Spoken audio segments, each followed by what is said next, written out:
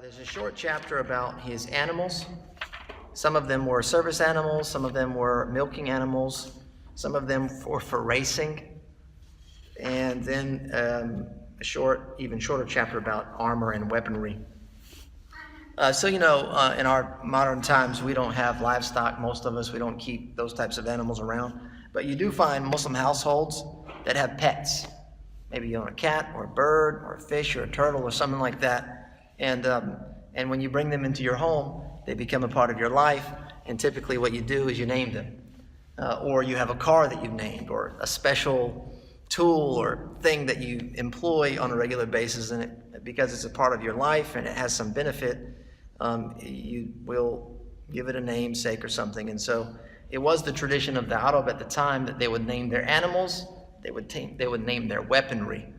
And so the Prophet ﷺ, he had a number of animals: horses, camels, mules, goats, and lambs. And so due to the detailed nature of his biography, the Sirat is so rich that it captured some of the names of those animals and their numbers and what they did. So this chapter highlights that. He says the first horse the Prophet ﷺ owned, his name was as-Sekb.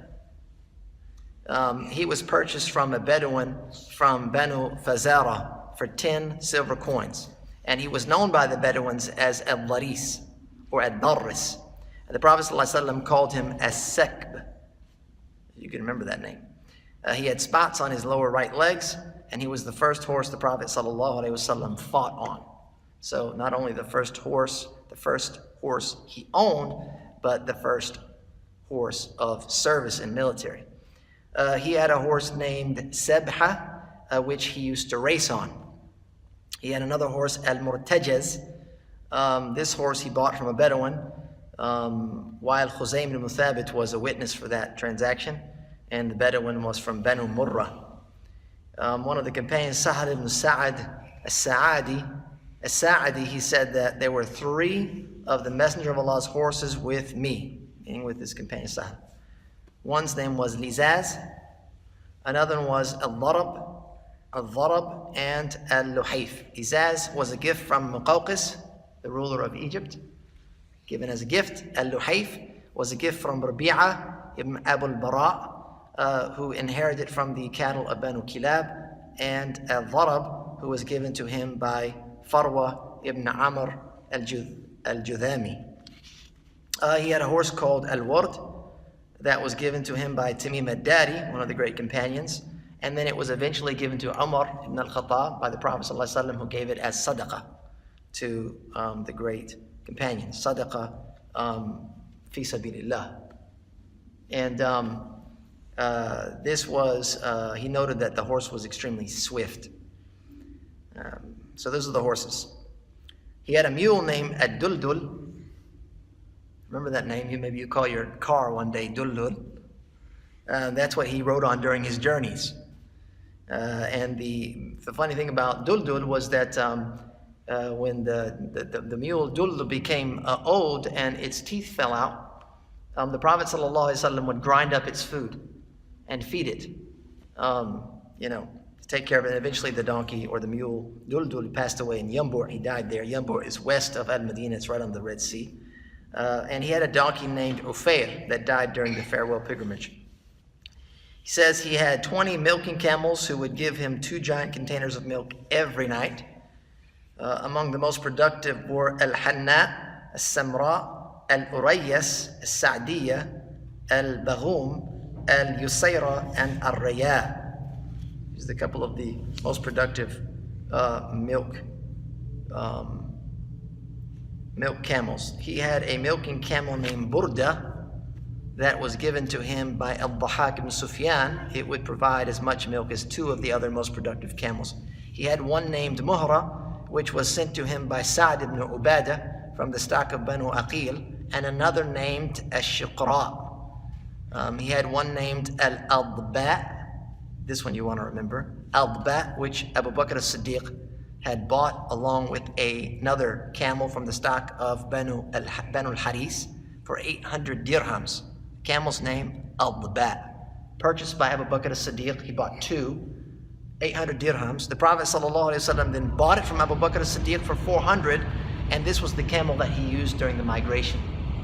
If you remember the story of the migration, Abu Bakr as-Siddiq had purchased 2 camels, one for himself and one for the Prophet ﷺ, and the Prophet insisted that he buy the camel so that his migration be on his own dime, because the migration was for the sake of Allah, and he wanted his own money invested in that act of obedience. And so this was the camel he migrated on, al-Altba. He had another camel whose name was Qaswa, and al-Jud'a, which he raced and was extremely fast. The Muslims became amazed by the speed. There were 7 goats he used to milk. They were Ajza, Zamzam, Suqiya, or Suqiya, Baraka, Warasa, Atlal, and Atraf. And he had 100 other goats. So the Prophet ﷺ had many different animals. They were a part of his life in some way, whether it was for work, racing, going to battle, or for a food source. Quick kind of coverage here of his armor and weaponry. The Prophet ﷺ had 3 spears he got from the armor of Banu Qaynuqa. Banu Qaynuqa was the Jewish tribe that resided in al-Madinah, which we know eventually were driven out, and they ended up, going head on. Initially, they had a treaties. They had a peace treaties that they had agreed to, living in Medina together. The Jewish tribes of Medina, they ended up breaking that pact, which caused them to be at odds with each other. He had 3 bows, like archery. He called one of them al-Ruhat. Another one was called Shawhat, and a yellow one he called as-Safra. So you may end up in possession of a bow, and you could name that bow one of these cool names. He had a shield that had an image of a ram's head on the front of it, and the Prophet ﷺ did not employ things that had images. We know even in his house he had curtains that had some imagery on it. He had them removed and used them for pillow stuffing. And he didn't like to use that shield because of that, and it was said that one night he woke to find that the image had been removed. He says that Allah removed that image for him, that image of the ram's head. His sword was called Dhul Fiqar, which he got on the day of Badr. This was the sword that he saw in his dream about the Battle of Uhud. And it belonged to Munabbih ibn al-Hajjaj as-Sahmi. He got 3 swords from the armor of Banu Qaynuqa, so he got a number of his weapons from that tribe. A sword from the area called Kulay'i, one called Bittar, and one called Al-Hanif. After that, from Al-Fuls, he got this is a sword called Al-Mikhdam, and another one called Rasul. So he had multiple swords throughout his life. It was also described by Anas ibn Malik. We talked about Anas last time, one of the servants of the Prophet ﷺ. He said the lower sheath for Allah's Messenger's sword was made of silver. So the sheath is this kind of the scabbard, I think, is the leather strap that holds the sword that it goes into, and the sheath is what it's called here, and the tip of it had silver on it. And the pommel of the sword, which is when you're holding the sword, the butt end was made of silver, and between the tip and the pommel was a ring of silver. And so these are from the exceptions of using silver. You can't have silver instruments like silverware, forks, knives, plates. You can't have that stuff. But there are exceptions to having silver, and one of those exceptions is on the sheath of the sword, the pommel, those types of things, as it was used by the Prophet ﷺ. He had 2 coats of mail, which is like the chain mail, the armor, and this was also from the armor of Banu Qaynuqa, one called Sughdiya and the other called Fidda.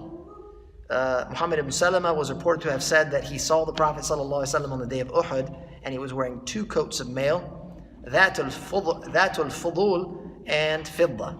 And on the day of Khaybar, he saw him with 2 coats of mail, that al-fudul and sa'diyah.